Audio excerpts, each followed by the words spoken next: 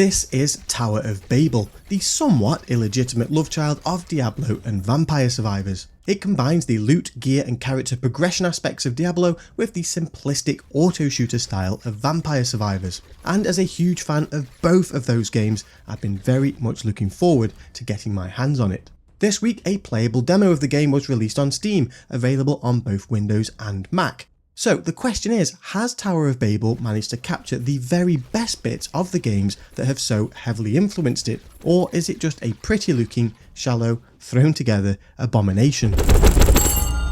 We'll start with the positives, of which there are many, but keep in mind that this is only a demo and plenty of things will have changed between now and the full release, the date of which is yet to be confirmed.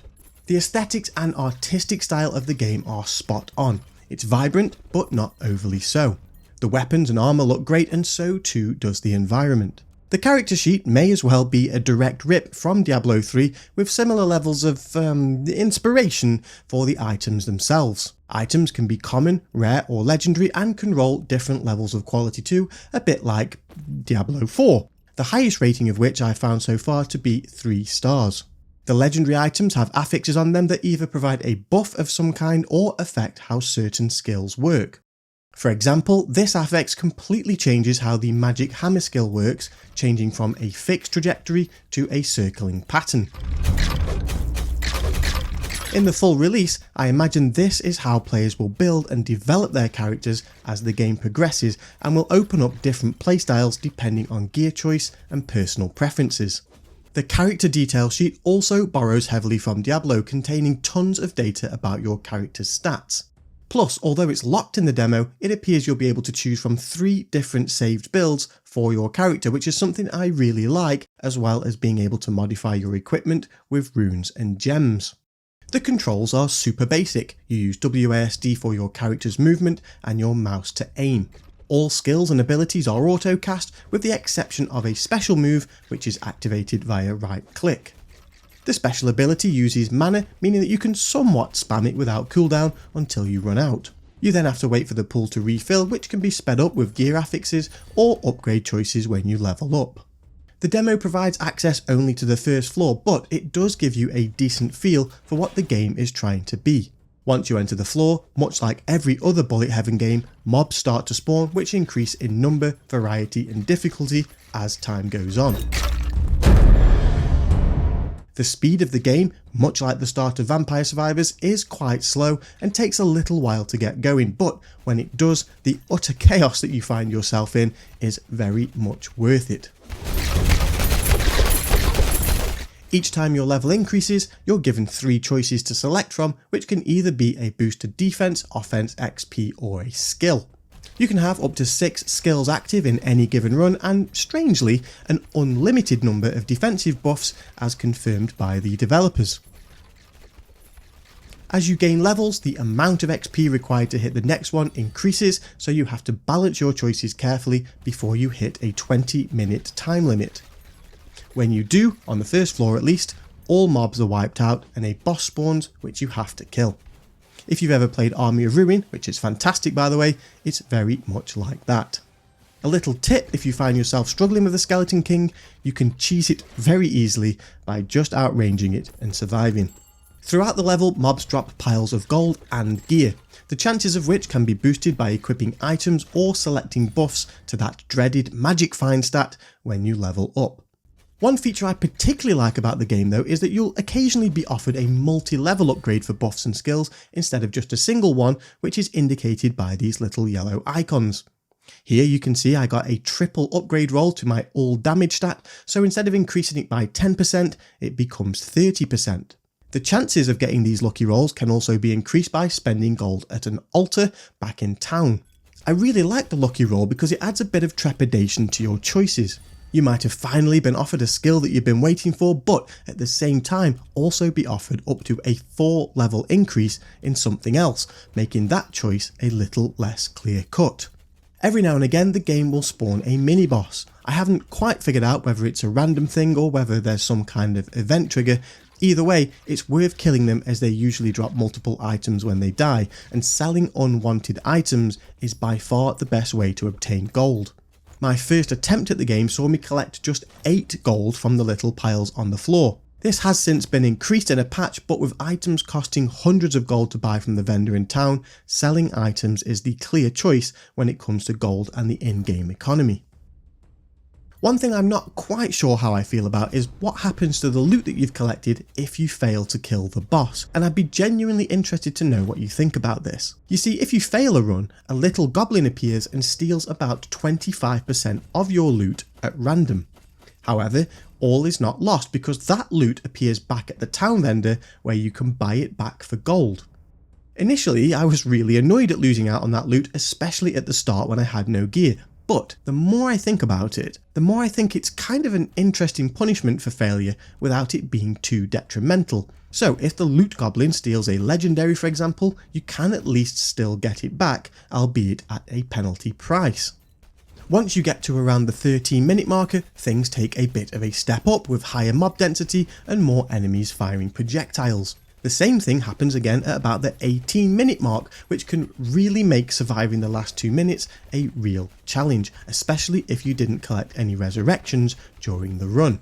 Once you've downed the boss, you get 10 seconds to collect any loot that was dropped and anything else left on the floor within reach. You then get an overview of the run, which can be helpful when deciding on future skill choices, plus you get to collect all of your loot without that pesky treasure goblin stealing any of it.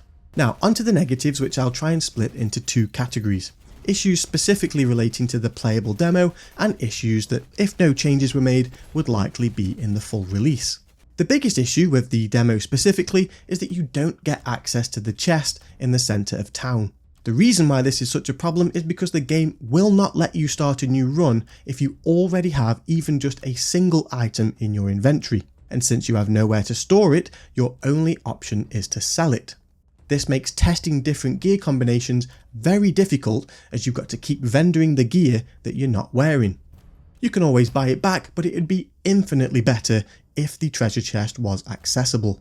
I also came across 2 fairly big bugs, one where the game was giving me skills that I hadn't chosen at the expense of the ones that I did, and another where the game fully crashed at the 20-minute mark when the Skeleton King spawned.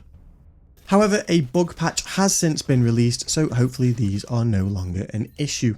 When you first enter the game, nothing is labelled, and other than guessing by appearance, you have no real idea what anything is or what anything does. It's understandable that we can't access everything in a demo, but it would at least be nice to know what else will eventually be in the game. The walking speed around town is also painfully slow. I hope that the devs either increase walking speed outside of the floors or at least move things within the town closer together. Some of the bigger problems though are what look to be actual game design choices. For example, there's no map, which means you can't see where you are, you can't spot missed loot, track mini-bosses, or more importantly, it means that there are likely no level specific objectives, meaning there's nothing to find and nothing to do other than circling mobs endlessly in the same spot. On a similar note, nothing in the environment is destructible, and I didn't find a single thing that could be interacted with. That means there's no equivalent to the health chickens in Vampire Survivors, no mana potions, and no traps. That last one, no traps, was especially surprising since there are things that look very much like traps in the level design. They just do nothing. Even the pillars aren't actually there, you can just walk through them, making the entire environment nothing more than a pretty backdrop. I don't even particularly mind that there aren't health or mana recovery items, since you can get gear that restores both, but having nothing at all to interact with just makes the game feel overly grindy without offering much else to do. Adding to this, there are no weapon evolutions or anything really to work towards other than the boss kill, which leaves you with a distinct lack of purpose whilst grinding mobs. The other major issue is that there's no way of viewing anything while you're in the level. You can't view the skills that you've already chosen or see how many skill slots remain from the 6 that are available. You also can't view your own character's stats or inventory, which makes quickly checking what gear you have equipped impossible. This can be particularly important when selecting skills, because if you're wearing a pair of boots, for example, that provide a 35% damage increase to crowd control mobs, then you'll want to pick the Ice Orb skill. But if you can't quite recall whether you had that item equipped, well, you're out of luck because you can't check. Another game design choice that I thought was pretty odd was the requirement to identify your gear before you can sell or equip it, a bit like Path of Exile. That mechanic makes sense in a game like that because of the restrictions to inventory and space. But in this game, there are no such restrictions, so it just kind of feels pointless, and all it's really doing is adding a menial task that you have to complete. In terms of sound, the music within the game is pretty mundane. It's just the beat of a drum over and over and over.